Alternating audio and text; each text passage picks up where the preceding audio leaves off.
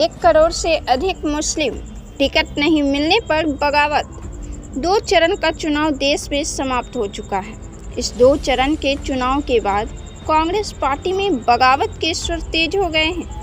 महाराष्ट्र की राजनीति में कांग्रेस के बड़े नेता ने चुनाव प्रचार करने से इनकार कर दिया और साथ ही पार्टी से इस्तीफा भी दे दिया। लोकसभा के दौरान महाराष्ट्र की राजनीति में बड़े नेता का उठाया यह कदम कांग्रेस के लिए झटका माना जा रहा है। कांग्रेस सरकार में वापसी करने के लिए हर कार्य कर रही है, लेकिन बात उसके अंदर की करे तो सब कुछ बेहतर संगठन के तौर पर नजर नहीं आता है।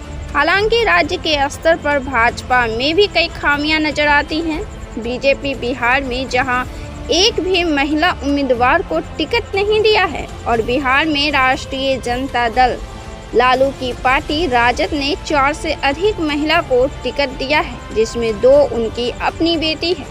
ऐसे में बिहार में यह बड़ा मुद्दा बन गया है और पार्टी को महिला विरोधी बताया जा रहा है। अब महाराष्ट्र की राजनीति में भी कुछ ऐसा ही सवाल उठ रहा है।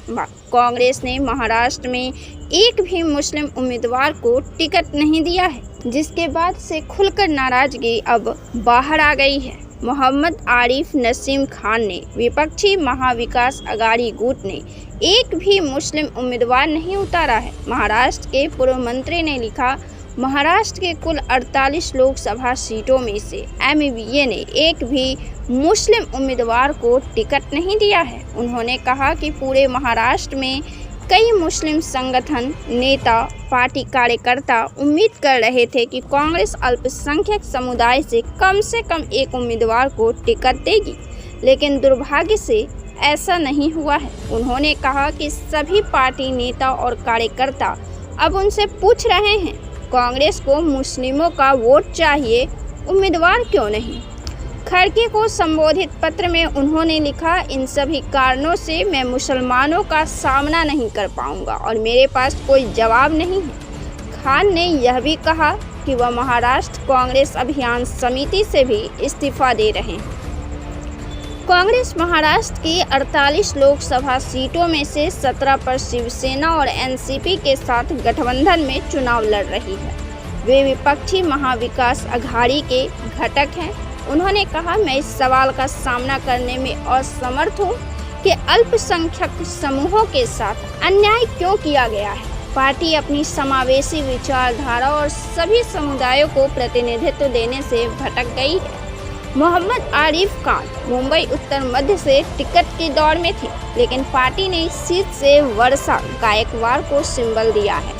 उन्होंने 2019 का विधानसभा चुनाव मुंबई के चांदीवली से लड़ा था, जहां वह 409 वोटों से हार गए थे। महाराष्ट्र की 48 लोकसभा में से 4 सीटों पर 21 से 30% मुस्लिम मतदाता राजनीतिक तौर पर निर्णायक स्थिति में हैं।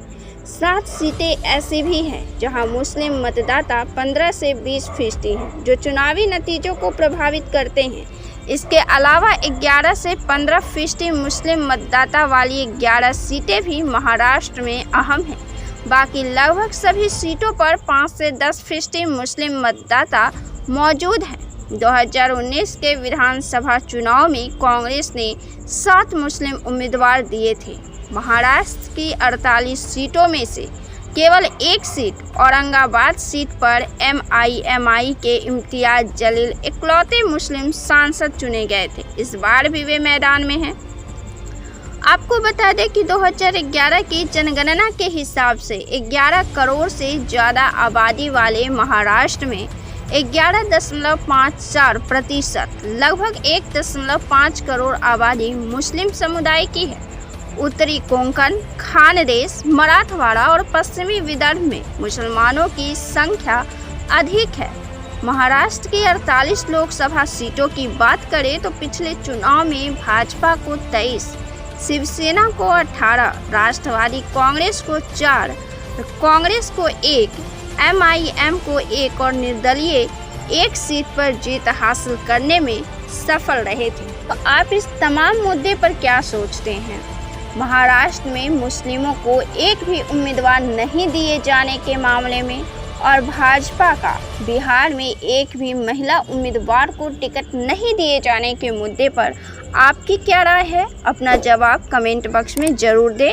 वीडियो को लाइक करें, शेयर करें, चैनल को सब्सक्राइब जरूर से कर लें। फिर हम मिलते हैं आपसे अगले वीडियो में।